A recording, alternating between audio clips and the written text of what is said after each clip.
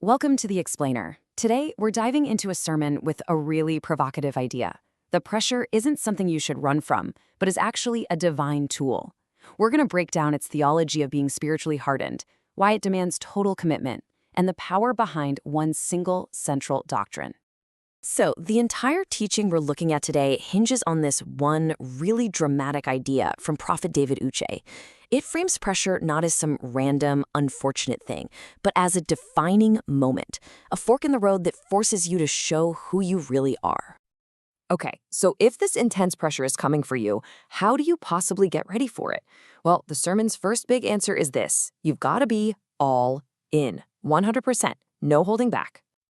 Right off the bat, this teaching just flips everything we think we know about comfort on its head.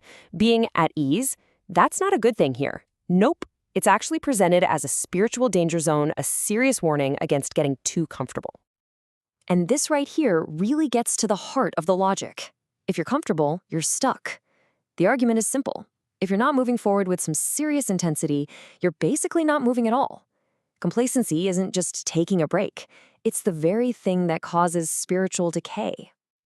So what does this 100% actually look like in practice? Well, it's defined as bringing everything you've got to the table. We're not just talking about belief. We're talking about every single ounce of your emotion, your mind, your passion, all of it, focused on one thing with zero distractions. It's a call for total, unwavering focus. All right, so if a life of ease is the danger zone, what's the alternative? This next section gets right into it. The idea is that we are actually made under pressure, that it's God's #1 tool for changing us. And this is really the million-dollar question for this whole sermon, right? It forces you to look at every single hard thing in your life and ask, not why is this happening to me, but what is this pressure trying to make me into? So to get an answer, the sermon lays out this incredible side-by-side from the Bible. You've got Peter, who's just warming himself by a fire when a servant girl asks him a question. The pressure is pretty low, but boom, his faith just folds. Then there's Paul. The guy survives a shipwreck, gets bitten by a poisonous snake, and what does he do? He just shakes it off, right into the fire. You see that? Same elements, fire, pressure, but totally different results. And the analogy here is just so powerful, right? You know how diamonds are made. Immense, crushing pressure. This teaching says it's the exact same for a person's faith. Your real value, your true gifts, they don't just show up on their own. They're forged in that fire. And listen, this isn't some new concept they just came up with. It's rooted deep in this theological idea of the refiner's fire. Think of it like God's workshop. The fire, the pressure, it's all there to burn away the junk, the impurities, so that what's left is pure, strong, and ready for something bigger. Okay, now we're getting to the absolute core of the whole teaching. This is the big one, the doctrine of one blood. Everything else we've talked about, it's all built on top of this. So the sermon lays out this pattern, what it calls the oneness of God.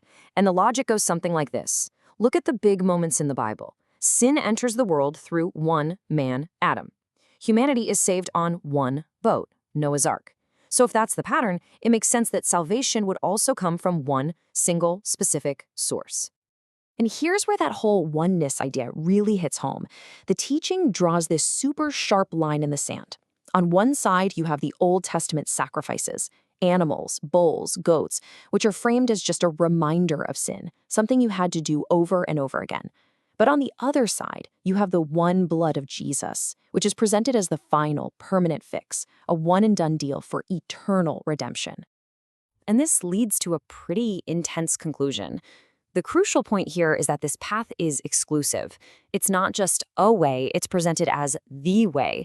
The sermon is really clear. To avoid what the Bible calls the second death, this idea of eternal separation from God, this is the only path forward. Okay, so if that doctrine is the foundation, the big idea, how do you actually use it? Well, that's what this next section is all about. It's not just a belief. It's presented as a weapon for warfare. The way this belief gets put into practice is through something called the blood of sprinkling. And in this teaching, this is not just a metaphor. It's treated as a real, active spiritual tool, like a weapon you can actually pick up and use to fight back against negative things and make a real difference in the world around you. And get this weapon is said to actually have a voice. Now, if you remember the story of Cain and Abel, Abel's blood cried out from the ground for vengeance. But this blood, it's set to speak the complete opposite. It speaks mercy, peace, healing, and restoration. It's an active force for good in the world. And all of this, the pressure, the one doctrine, the spiritual weapon, it all leads to this final, pretty blunt conclusion. In this worldview, there is no room for weaklings. The logic here is incredibly simple. Jesus is painted as a hard man, someone who went through the ultimate pressure of the cross. So the argument goes, if you're going to follow him, you can't be soft. You have to become hard too. The leader sets the standard for the follower. And this is such a great way to picture the whole process, isn't it? You might start out as just a sand or soil, something weak and unstable. But God uses that pressure, that refiner's fire, to bake you, to harden you into solid rock. And why? Because you can't build anything strong on sand. You need a rock-solid foundation. And that's really the final challenge that this whole sermon leaves us with. It's not just about believing something. It's about what does it mean to have a faith that has been so tested, so pressurized, that it's become like rock. A faith that when the pressure finally comes, doesn't crumble and deny, but actually becomes something stronger,